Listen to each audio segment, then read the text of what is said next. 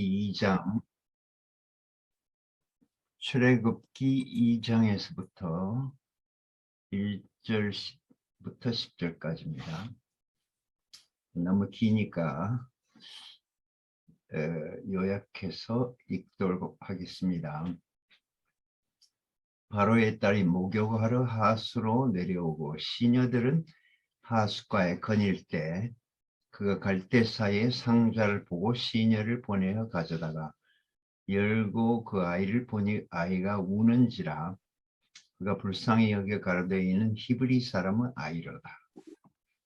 그 누이가 바로의 딸에게 이르되 내가 가서 히브리 여인 중에서 유모를 불러다가 당신을 위하여 이 아이를 젖먹이게 하리이까.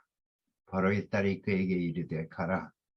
그 소녀 가서 아이의 어미를 불러오니 바로의 딸이 그에게 이르되 이 애를 데려다가 나를 위하여 젖을 먹이라. 내가 그 싹을 주리라. 여인이 아이를 데려다가 젖을 먹이더니 그 아이가 자라매 바로의 딸에게 데려가니 그의 아들이 되니라. 그의 이름을 모세라 하여 가로되 이는 내가 그를 물에서 건져내었음이라 하더라. 구원자를 낳고 기름이라는 제목입니다. 하나님 스스로가 직접 사람을 구원할 수가 없고 하나님을 대신할 대리자, 구원자가 있어야 구원하실 수 있다. 이것이 히브리의 메시아 사상입니다. 서구 자본주의 사회에서는 구원자의 개념이 없습니다. 그 영웅을 부정하는 풍토 때문에 영웅이 나오면 독재자가 나온다는 그 생각 때문에 인도자를 부인하는 거죠. 그러나 알고 보면 미국도 워싱턴 같은 사람이 나와서 독립한 것이지 백성들 스스로는 독립할 수 없었습니다. 그래서 영웅인 케네디가 나와서 암살했다는 말도 있습니다. 그리스도 개념이 없는 거죠. 객관적인 교리는 있지만 사람의 인격을 신뢰하지 못하고 기능만을 우선적으로 생각하는, 그래서 사회 자체가 어떤 기능, 어떤 그 능률, 일, 중심, 그것만 오로지 보기 때문에 심지어 성경을 볼 때도 그렇게 본다 이것입니다. 그러나 하나님은 반드시 중보자, 구원자를 파송하는 하나님이시다. 인생도 구원자가 있어야 구원을 받을 수 있는 것이죠. 목사님의 일생을 보면은 너무 고난이 많았는데 그때마다 구원자가 나타났다. 이렇게 주의 손에 이끌려를 내가 지금 번역하고 있는데 거기에 그렇게 나옵니다. 목사님은 은혜 갚는 인생이다. 은혜 베푼 모든 사람들을 잊지 않고 그들에게 일일이 은혜를 갚으려고 사는 인생이라고 했습니다. 레위족 속에 아기가 나와서 아주 준수한 아기가 나와서 죽이려고 하니까 집에 몰래 키우다가 더 이상 아기 울음소리가 커져서 집에서 키울 수가 없어서 갈대 상자에 넣어 하수에 누가 데려가기를 바랐는데 바로의 딸 공주가 데려가 키워서 모세는 애굽의 왕자로 성장하게 된 것입니다. 하나님의 씨를 받으면 하나님 아들을 낳고 사탄에게서 씨를 받으면 사탄의 자식을 낳는 것이 여자의 위치고 인생의 위치입니다. 하나님 앞에서는 사실 남자가 없고 다 여자입니다. 여자의 후손이 뱀의 머리를 상할 것이요. 이것은 곧 흙의 비밀이고 여자의 비밀이고 인생의 비밀입니다. 하나님은 여성적인 인생을 사용하는 것이다. 우리 목사님은 지극히 여성적인 분이에요. 그래서 오래 기다리시고 인내하시고 하나님의 손길을 기다리는 분이지 절대 앞서 나가는 분이 아니에요. 그래서 우리가 볼 때는 너무 답답해요. 기다려보자. 또 물어보면 기다려보자. 하나님 하신 일을 보자. 이게 대부분의 답입니다. 물론 뭐 시원하게 그 자리에서 답할 때도 있지만 대부분은 기다려보자. 인생을 그렇게 살아오셨다. 여자니까. 겉에는 남자지만 속은 여자입니다. 그러니까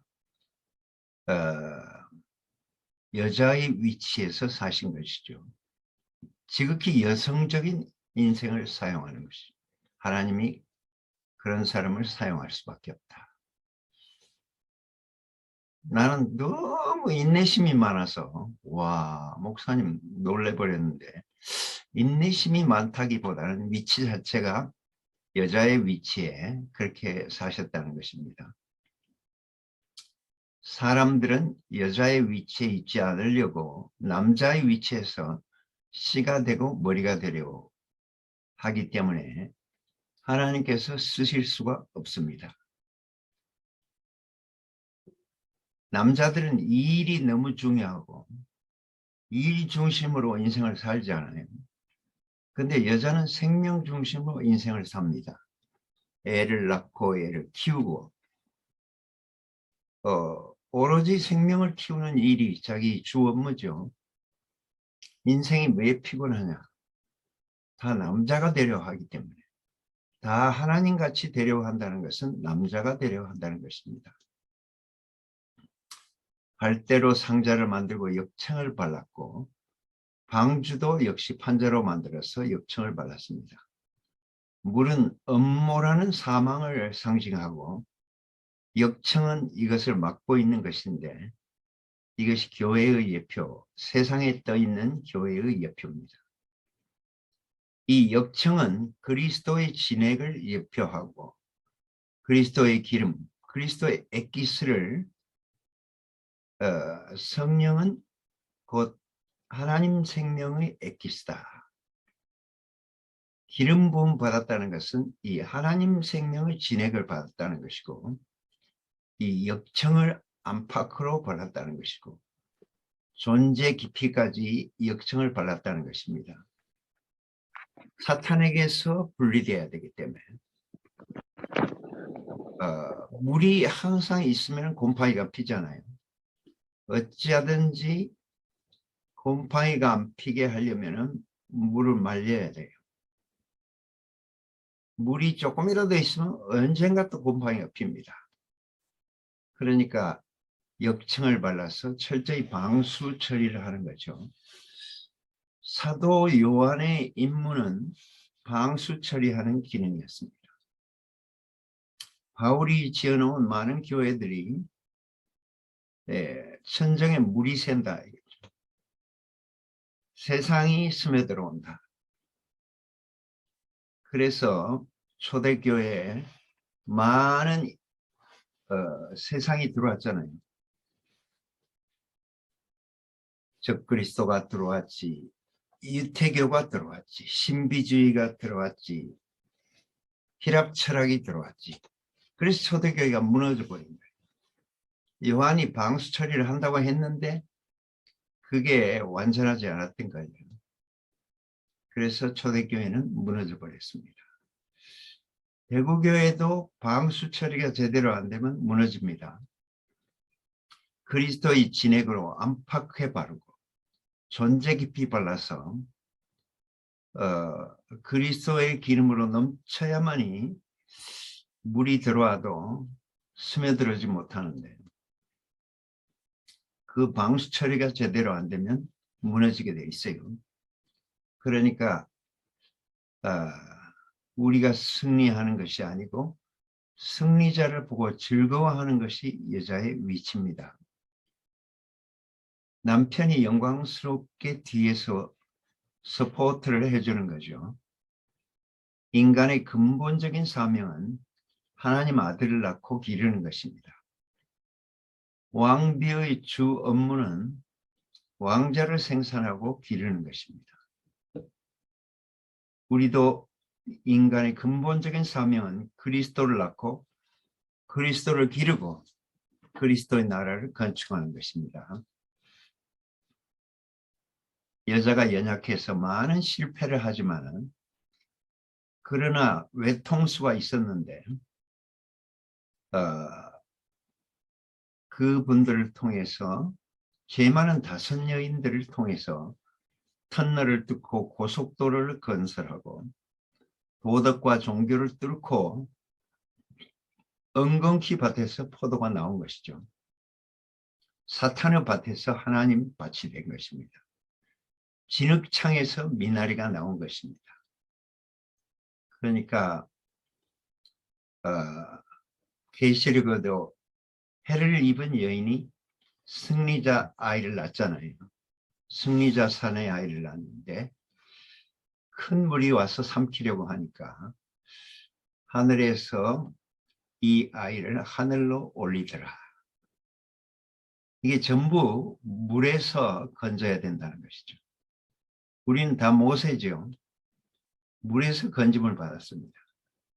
세상의 음모라는 사망을 이기고 역청을 발라서 그리스도의 진액을 발라서 하나님의 생명의 진액을 발라서 세상과 분리함으로써 세상의 모든 문제에서 분리된 것입니다.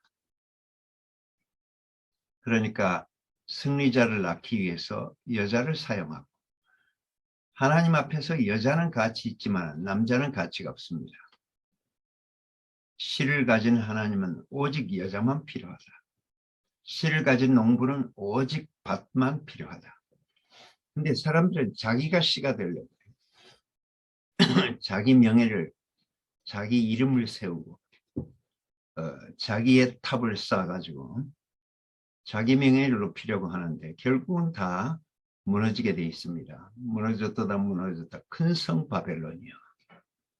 그러니까 교회가 세상을 이기는 것은 단체의 승리고 방주의 승리고 역청의 승리입니다. 개별적인 판자는 결코 승리할 수 없어요. 종교개혁을 통해서 신교가 나왔는데 이 신교는 전부 개인 신앙에 초점을 뒀는데 그건 크게 잘못된 거예요. 나라를 이루지 못하고 그리스도의 역청으로 그리스도의 진액으로 넘치게 바르지 않으면 그건 물이 새버리고 물이 새면은 그냥 곰팡이가 피어버리고 그냥 나무는 썩어버리고 모든 생명은 다 죽게 되어 있습니다. 그래서 노아가 방주를 지을 때 안팎으로 역청을 바르고 철저히 방수공사. 미국 사람들은 대부분 집을 지을 때 목재로 짓기 때문에 야차하면 썼기 때문에 얼마나 방수를 철저히 하는지 화장실을 짓고 그 방수를 7중 방수를 합니다. 어찌하든지 물 한 방울이라도 새지 않도록 철저히 방수를 하는데 7중 방수를 한다 이거죠. 필요하면 막 10중 방수. 그래서 사탄에 관한 것, 세상에 관한 것, 즉 그리스도에 관한 것, 또 아담에 관한 것은 철저히 찾아내서 다 막아야 되고 불태워야 되고 그래서 우리도 7중 방수를 해야 되죠. 우리 인생을 통해서 하나님의 생명이 30배, 60배, 100배로 번성하는 그 승리에 우리가 참여하는 일이 우리의 일입니다. 우리 인생에서 하나님이 찾고자 하는 그 소출이 나올 수 있도록 우리 인생이 항상 열려 있어서 그래서 목사님의 아이디는 열린 문이잖아요. 하나님에 대해서 열려 있고 또 사람들에 대해서 열려 있고 그러나 세상을 향해서는 철저히 닫혀 있고 방수 처리가 되어 있습니다. 하나님의 진액으로 밤낮 없이 바르기 위해서 우리가 이렇게 교제에 참여하는 것이고, 또 구원자를 낳아야 되고, 또 승리자를 낳아야 되고, 또 세상의 속임수를 철저히 방수 처리해서 초대교회를 무너뜨린 적그리스도, 육체를 경히 여기는 적그리스도, 기름 부음 받은 자를 무시하는 적그리스도, 적그리스도에서부터 철저히 방수돼야 되고, 희랍주의, 유태주의, 모든 신비주의, 이런 데서 우리를 철저히 분리함으로써 우리가 정상적인 인격으로 그리스도 앞에 서서 그리스도를 확대 재생산하는 일에 우리가 쓰여질 수 있다는 것입니다. 그렇지 않으면 우리 인생이 태어난 의미가 없어요. 우리가 태어나고 사는 이유는 그리스도를 생산하고 확대 재생산하고 그리스도의 나라를 건축하고 방수 처리하는 일이 우리의 일입니다. 그래서 요한이 방수 전문가였는데, 그래서 그는 성경의 결론을 쓸 자격이 있는 거죠. 하나님의 진액으로 안팎으로 바르는 일, 사탄의 잔재를 불태우는 일, 사탄을 무적행해서 다시 불못으로 던지는 일, 바벨론이 무너지게 하고 새 예루살렘이 하늘에서 땅으로 내려오게 하는, 그리고 철저히 방수함으로써 세상과 우리를 분리하는 그 일을 맡았기 때문에 그런 성경의 결론을 쓸 수 있는 사람이었습니다. 바울이 많은 교회를 지었지만 그 교회들이 누수 현상이 일어났다. 고린도 교회는 많은 분파가 생겼고, 많은 교회들이 유태교가 다시 스며들어왔고, 히랍 사상이 스며들어왔고, 적그리스도가 스며들어왔고, 신비주의가 스며들어왔기 때문에 그런 유혹들을 막아내는 철저히 방수 처리, 이 역청을 바라는 일에 요한이 나서게 된 것입니다.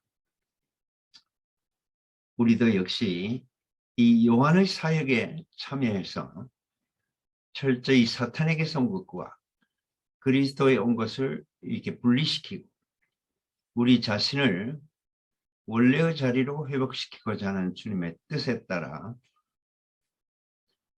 승리자 어린아이를 생산하는 일에 우리가 전념해야 될 것입니다. 모든 것이 은혜로 된 우리 인생에 또 그 은혜의 농도를 짙게 만들어서 액기스를 만들어서 우리가 먼저 우리 자신에게 바르고 또 다른 형제 자매들에게 바르는 일에 우리가 나서야 할 것입니다. 주님을 찬양합니다. 아멘. 아멘. 아멘. 감사합니다. 네. 아멘. 아멘. 아멘. 1번 타자 나오세요.